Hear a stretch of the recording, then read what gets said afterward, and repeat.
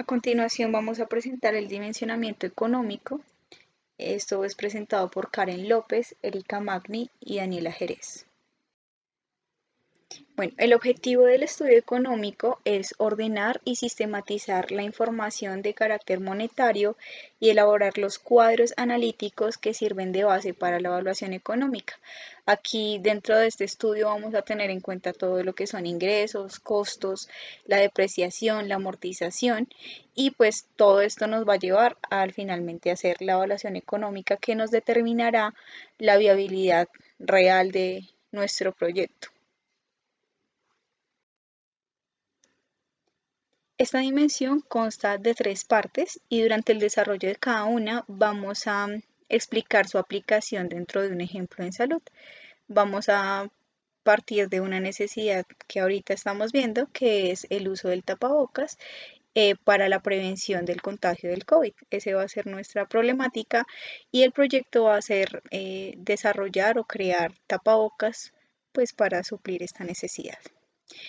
Dentro de la primera etapa encontramos la elaboración, que consta de las inversiones en activo fijo, el presupuesto de gastos e ingresos, el capital de trabajo, punto de equilibrio, calendario de inversión, recuperación del IVA y valores residuales. Dentro de las inversiones en activo fijo vamos a encontrar entonces que es un bien tangible o intangible y no puede convertirse en líquido a corto plazo, es decir, en efectivo. Además, es necesario para el funcionamiento de la empresa y no está destinado a la venta. Algo que hay que resaltar es que esos son los gastos iniciales que necesito para mi proyecto. Entonces, ¿qué puedo encontrar aquí?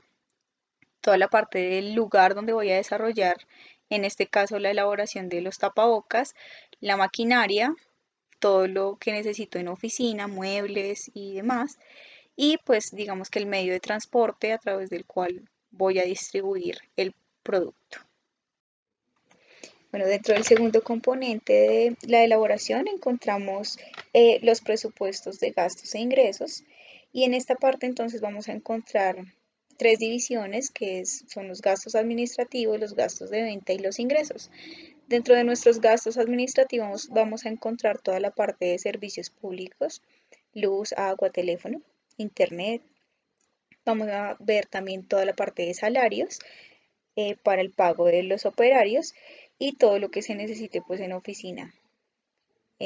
También encontramos entonces en los gastos de venta toda la parte de distribución del producto, la publicidad y vamos a tener en cuenta esos cálculos para poder sacar nuestros gastos, que es toda la parte de los gastos de producción, el costo de la producción, el costo pues de la producción vendida y como tal todo el costo total.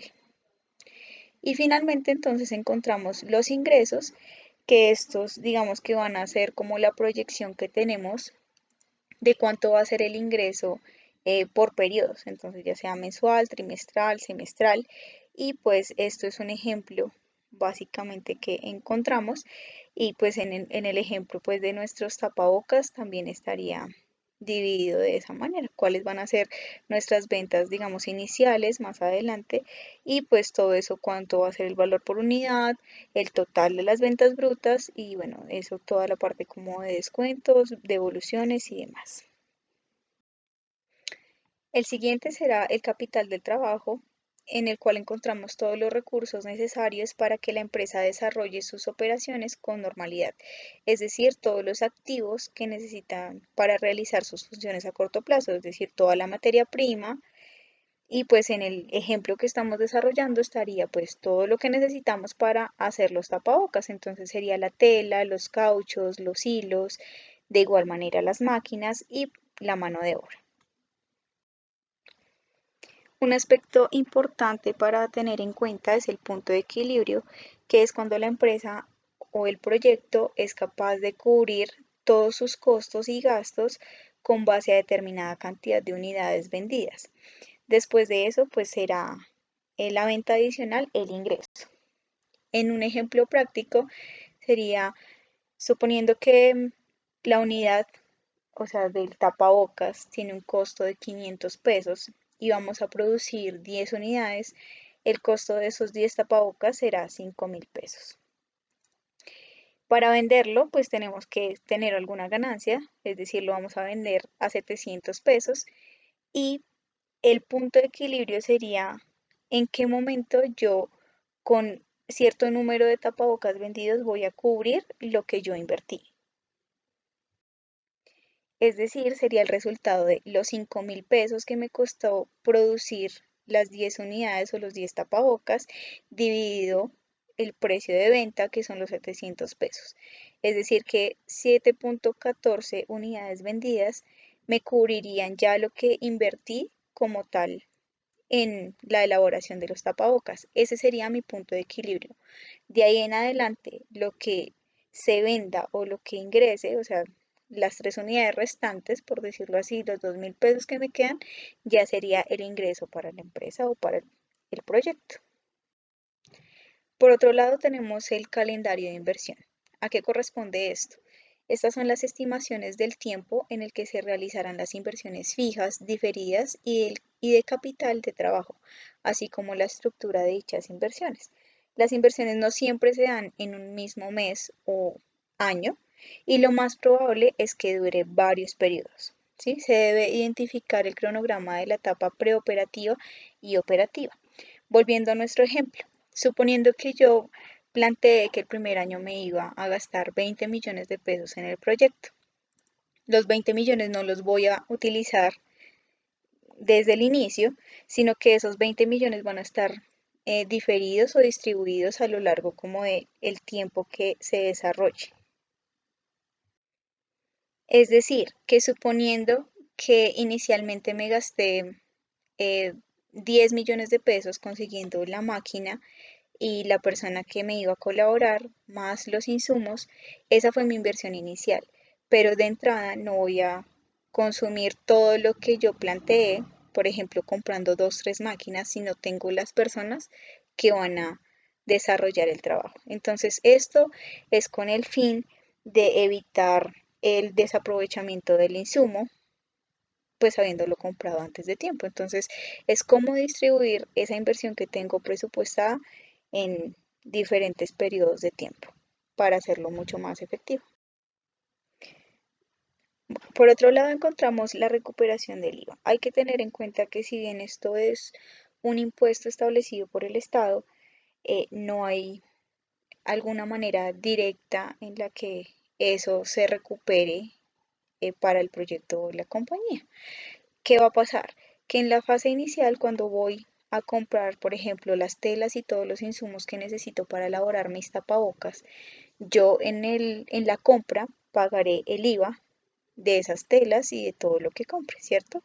Posteriormente se dará todo el proceso de producción y de pasar de que esa materia prima se convierta en el producto final que yo voy a ofrecer, que es el tapabocas. Una vez yo tengo mi producto listo para la venta, voy a adicionarle el IVA, ¿verdad? Es decir, que el consumidor, sea mayorista o minorista, la persona que compre el producto que le estoy ofreciendo me va a cancelar el IVA.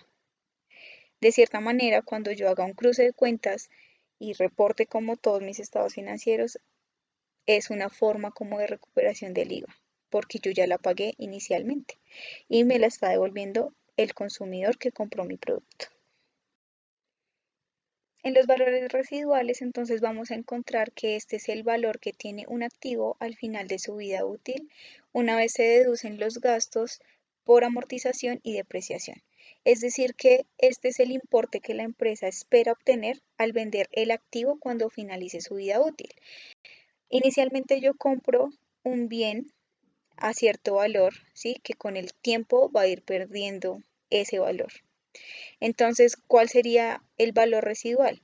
Una vez se finalice el proyecto y, por ejemplo, quisiéramos ya dejar de producir pues tapabocas o finalizó como tal el proyecto, entonces voy a vender las máquinas que compré. Obviamente no voy a tener, no van a costar lo mismo que cuando yo las compré, entonces tengo que hacer todas esas deducciones, que son como un ejemplo ahí como el que se ve en la tabla, y esto me dará como el valor final de ese activo. ese valor final es el valor residual, después de que yo ya he quitado todo lo que ha disminuido el valor de ese bien o de ese activo. Para la segunda fase o etapa encontramos que se llama formulación y dentro de ella está el cuadro de formulación de ingresos y egresos y el flujo y beneficio neto de caja. Dentro del primer componente, que es el cuadro de formulación de ingresos y egresos, entonces vamos a tener en cuenta que esto hace parte pues del estado financiero del proyecto y va a ser como el estado de resultados o el estado de pérdidas y ganancias básicamente. Aquí que vamos a tener en cuenta todos los ingresos, los costos fijos, todos los costos de producción, los gastos administrativos, otros ingresos, otros gastos y todo lo que hayamos gastado o que haya ingresado como tal al proyecto. Y finalmente se va a hacer un cuadro en el que se establezcan como todos estos valores para determinar cómo ha sido el comportamiento financiero de nuestro proyecto. Bueno, dentro del flujo y beneficio neto de caja, entonces encontramos que el flujo neto va a ser la diferencia de los ingresos y los gastos. Y el beneficio neto va a ser lo que queda para una empresa después de que se ha restado a esos ingresos todo el coste de los bienes vendidos, los gastos operativos y extraordinarios y el pago de impuestos. Entonces, suponiendo que para el primer mes nosotros en la venta de tapabocas tuvimos un ingreso de 1.000.000 de pesos, que éramos una empresa nueva y pues hasta ahora nos estábamos dando a conocer. Entonces el ingreso el primer mes fue de 1.000.000 de pesos. El costo de producción de esos tapabocas que vendimos fue de 500.000. Entonces, como tal, nuestro flujo neto van a ser 500.000 pesos. O sea, la diferencia entre el ingreso y el gasto, ¿cierto? Y mi beneficio neto va a ser ese flujo neto menos todos los impuestos y gastos operativos. Es decir, que suponiendo que después de pagar impuestos y el pago como tal de, no sé, mano de obra y demás, el beneficio neto que le quedó al proyecto ese primer mes fueron 100.000 pesos. Y finalmente llegamos a la evaluación, que es la última etapa. En estas, pues obviamente están los criterios de evaluación de resultados y vamos a tener dos métodos diferentes para hacer esta evaluación. Hay un método que va a tener en cuenta el valor de dinero, del dinero a través del tiempo, o sea, la inflación, y va a tener en cuenta la tasa interna de rendimiento y el valor presente neto. Y por otro lado va a estar la que no tiene en cuenta el valor de dinero a través del tiempo. Esta fase es demasiado importante ya que permite la implantación del proyecto, por lo tanto, la decisión de inversión siempre recae en la evaluación económica. Es decir, que si en las fases anteriores todo parecía ser viable en cuanto al proyecto, pero en esta fase no es claro y no hay buenos resultados después de la evaluación, este proyecto no es viable.